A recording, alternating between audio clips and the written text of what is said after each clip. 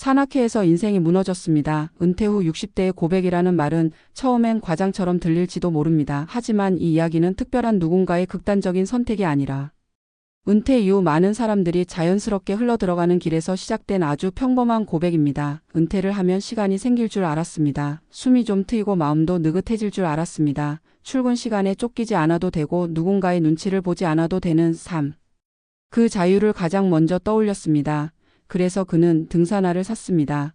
오래전부터 한 번쯤 해보고 싶었던 산악회에 가입했습니다. 회사에서 벗어난 뒤에도 사람을 만나고 땀을 흘리며 하루를 채우고 싶었기 때문입니다. 처음 몇 달은 정말 좋았습니다. 새벽 공기가 상쾌했고 정상에서 마시는 커피는 젊은 시절 어떤 성취보다 달게 느껴졌습니다.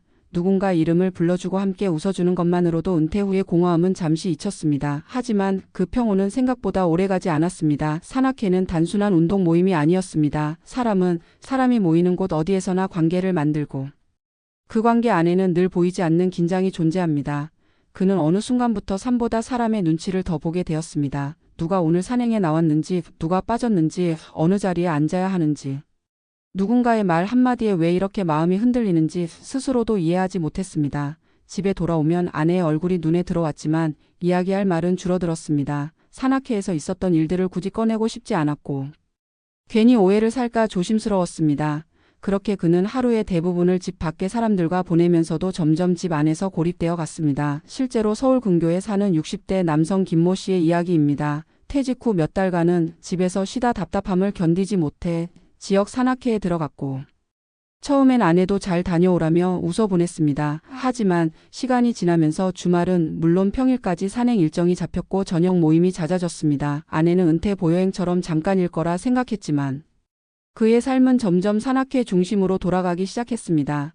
집에서는 대화가 줄어들고 사소한 말다툼이 잦아졌습니다. 어느 날 아내가 조심스럽게 말했습니다. 요즘 당신 얼굴이 집에선 안 보여. 그 말에 그는 화가 났습니다. 나는 이제 겨우 숨쉬고 있는데 왜 그걸 이해 못하느냐고 소리쳤습니다.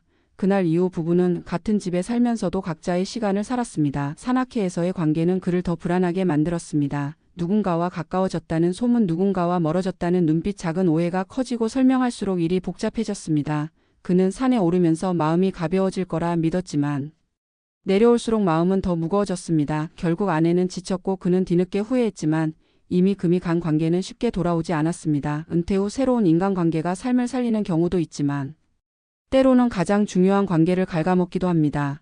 또 다른 이야기는 경기도 외곽에 사는 50대 후반 여성 박모 씨의 사례입니다. 남편이 먼저 은퇴했고 집에 있는 시간이 늘어나자 둘은 서로를 불편해하기 시작했습니다.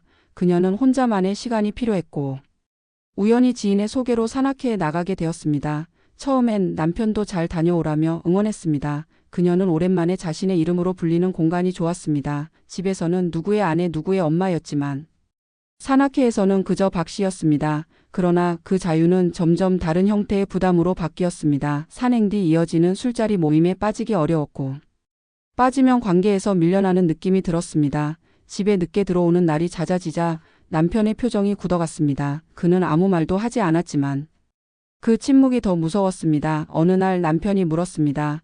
당신 요즘 집이 싫어졌어? 그 질문에 그녀는 대답하지 못했습니다. 싫어진 게 아니라 숨이 막혔던 것 뿐이었기 때문입니다. 하지만 그 차이를 설명하기엔 둘 다 너무 지쳐 있었습니다. 산악회는 그녀에게 탈출구였지만 동시에 가정과의 거리를 벌려놓았습니다. 결국 부부는 상담을 받게 되었고 그 과정에서 깨달았습니다. 은퇴 후의 외로움을 각자 다른 방식으로 견디고 있었을 뿐 서로를 버린 건 아니라는 사실을요. 하지만 그 깨달음에 이르기까지 마음의 상처는 꽤 깊었습니다. 은퇴는 단순히 일을 그만두는 사건이 아닙니다. 사회 속에서 맡고 있던 역할이 사라지는 순간이고 그 빈자리를 무엇으로 채울지에 따라 삶의 방향이 크게 달라집니다. 산악회는 많은 은퇴자에게 좋은 선택이 될 수 있습니다. 몸을 움직이고 사람을 만나고 하루의 리듬을 유지할 수 있기 때문입니다. 하지만 준비되지 않은 상태에서 뛰어든 관계는 생각보다 큰 대가를 요구합니다. 특히 부부 관계가 중심을 잃은 상태라면 외부의 모임은 위로가 아니라 도피가 되기 쉽습니다.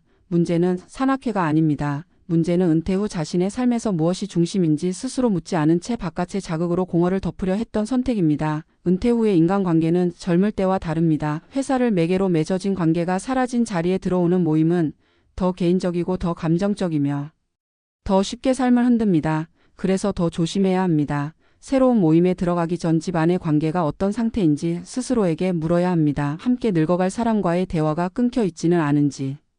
하루를 나누는 사람이 누구인지 돌아봐야 합니다. 산은 그대로입니다. 오르든 내려오든 산은 아무 말도 하지 않습니다. 하지만 사람은 다릅니다. 은퇴 후의 삶에서 사람은 위로이자 상처가 될 수 있습니다. 이 고백은 산악회를 탓하기 위한 이야기가 아닙니다. 은퇴 후의 자유가 얼마나 섬세한 균형 위에 놓여 있는지 말하고 싶었습니다. 새로운 시작은 늘 설렘을 주지만 그 시작이 기존의 삶을 무너뜨리지 않도록 돌아볼 용기도 함께 필요합니다. 은퇴는 끝이 아니라 또 다른 삶의 문입니다. 그 문을 열 때 무엇을 데리고 들어갈지 무엇을 잠시 내려놓을지 스스로에게 묻지 않는다면 우리는 어느 날 이렇게 말하게 될지도 모릅니다. 산악회에서 인생이 무너졌다고 하지만 사실 무너진 것은 산이 아니라 관계였고 준비되지 않은 마음이었습니다. 은퇴 이후의 삶에서 산악회라는 공간이 자주 등장하는 이유는 단순합니다. 퇴직과 동시에 사라지는 것은 월급만이 아니라 역할과 소속감이기 때문입니다. 회사라는 구조 안에서 우리는 매일 불려야 할 이름이 있었고 기다려야 할 사람이 있었으며 지켜야 할 약속이 있었습니다. 은퇴는 그 모든 것을 한꺼번에 내려놓는 사건입니다. 그래서 많은 은퇴자들은 가장 손쉬운 방식으로 다시 소속될 수 있는 곳을 찾습니다.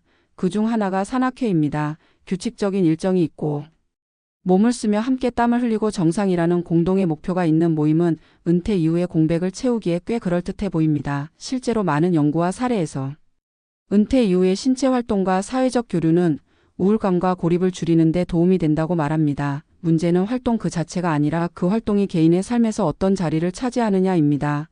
은퇴 전에는 회사가 삶의 중심이었고 가족과 취미는 그 주변에 배치되어 있었습니다. 은퇴 후에는 이 구조가 완전히 뒤집혀야 합니다. 가족과 일상이 중심이 되고 외부 활동은 그 균형을 돕는 보조 수단이 되어야 합니다. 하지만 많은 은퇴자들은 이 전환에 실패합니다. 회사가 빠진 자리를 곧바로 또 다른 조직으로 채우려 하고 그 과정에서 이전보다 더 강한 감정적 의존을 만들어냅니다. 산악회에서의 인간관계가 빠르게 깊어지고 사소한 말과 행동에 민감해지는 이유도 여기에 있습니다. 더 이상 회사라는 완충 장치가 없기 때문에 외부 관계의 무게가 그대로 개인의 삶에 떨어지기 때문입니다. 특히 부부 관계가 충분히 정리되지 않은 상태에서 은퇴를 맞이한 경우 이 문제는 더 크게 드러납니다. 은퇴는 부부에게 새로운 대화를 요구합니다. 앞으로의 시간은 어떻게 보낼 것인지, 각자의 역할은 무엇인지, 함께 있어도 괜찮은 거리감은 어느 정도인지, 이런 질문들은 자연스럽게 풀리지 않습니다. 오히려 미뤄지고 회피되기 쉽습니다.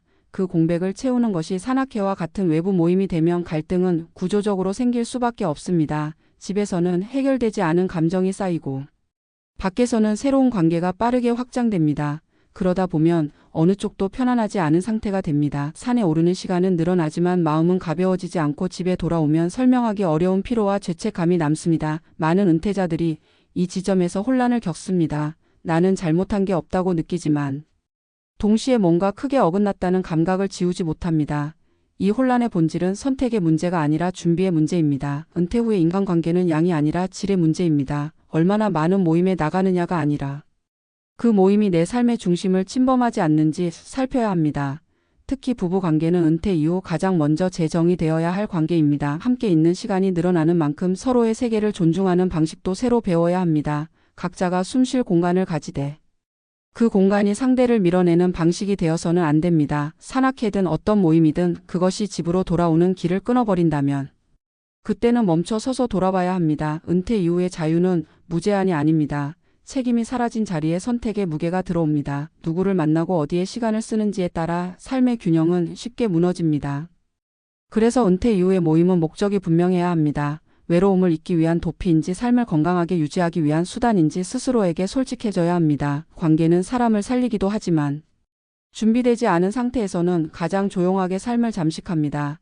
이 칼럼을 읽는 분들 중에도 비슷한 갈림길에 서 있는 분들이 있을 것입니다. 은퇴 후 무엇인가를 시작하려는 설렘과 동시에 집안의 불편한 침묵을 느끼고 있다면 그 신호를 가볍게 넘기지 않기를 바랍니다. 은퇴는 새로운 시작이지만 동시에 삶을 다시 설계해야 하는 시기입니다. 산을 오르기 전 지도를 확인하듯 은퇴 이후의 인간관계도 방향을 점검해야 합니다. 그래야 정상에 올랐을 때 진짜로 숨이 트이고 내려오는 길에 돌아갈 곳이 남아 있습니다. 은퇴 후 가장 중요한 것은 더 많은 사람을 만나는 것이 아니라 끝까지 함께 갈 사람과의 관계를 지켜내는 일이라는 사실을 잊지 않기를 바랍니다. 은퇴 이후의 삶에서 산악회라는 공간이 자주 등장하는 이유는 단순합니다. 퇴직과 동시에 사라지는 것은 월급만이 아니라 역할과 소속감이기 때문입니다. 회사라는 구조 안에서 우리는 매일 불려야 할 이름이 있었고 기다려야 할 사람이 있었으며 지켜야 할 약속이 있었습니다. 은퇴는 그 모든 것을 한꺼번에 내려놓는 사건입니다. 그래서 많은 은퇴자들은 가장 손쉬운 방식으로 다시 소속될 수 있는 곳을 찾습니다. 그중 하나가 산악회입니다. 규칙적인 일정이 있고 몸을 쓰며 함께 땀을 흘리고 정상이라는 공동의 목표가 있는 모임은 은퇴 이후의 공백을 채우기에 꽤 그럴듯해 보입니다. 실제로 많은 연구와 사례에서 은퇴 이후의 신체 활동과 사회적 교류는 우울감과 고립을 줄이는 데 도움이 된다고 말합니다. 문제는 활동 그 자체가 아니라 그 활동이 개인의 삶에서 어떤 자리를 차지하느냐입니다.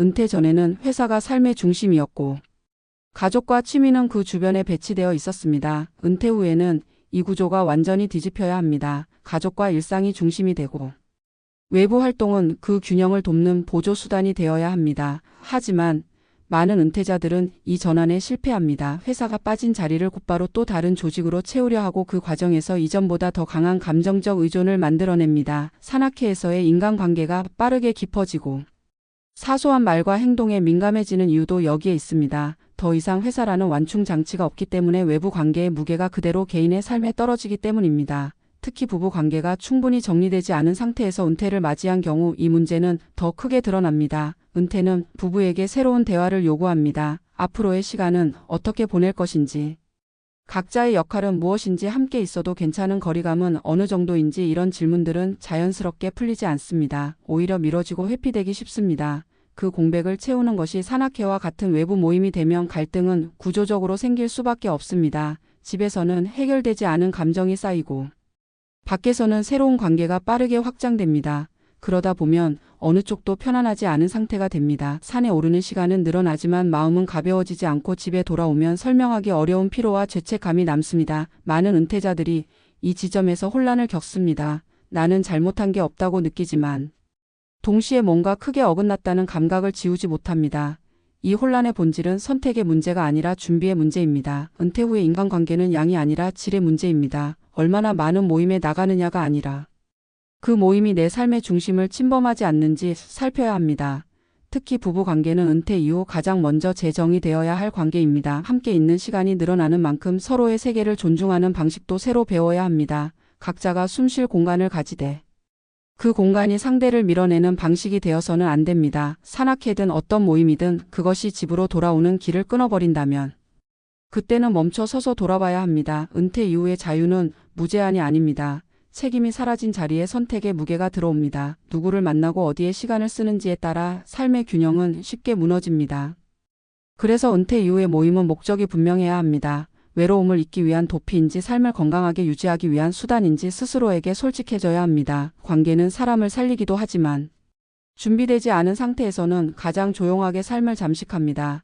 이 칼럼을 읽는 분들 중에도 비슷한 갈림길에 서 있는 분들이 있을 것입니다. 은퇴 후 무엇인가를 시작하려는 설렘과 동시에 집안의 불편한 침묵을 느끼고 있다면 그 신호를 가볍게 넘기지 않기를 바랍니다. 은퇴는 새로운 시작이지만 동시에 삶을 다시 설계해야 하는 시기입니다. 산을 오르기 전 지도를 확인하듯 은퇴 이후의 인간관계도 방향을 점검해야 합니다. 그래야 정상에 올랐을 때 진짜로 숨이 트이고 내려오는 길에 돌아갈 곳이 남아 있습니다. 은퇴 후 가장 중요한 것은 더 많은 사람을 만나는 것이 아니라 끝까지 함께 갈 사람과의 관계를 지켜내는 일이라는 사실을 잊지 않기를 바랍니다.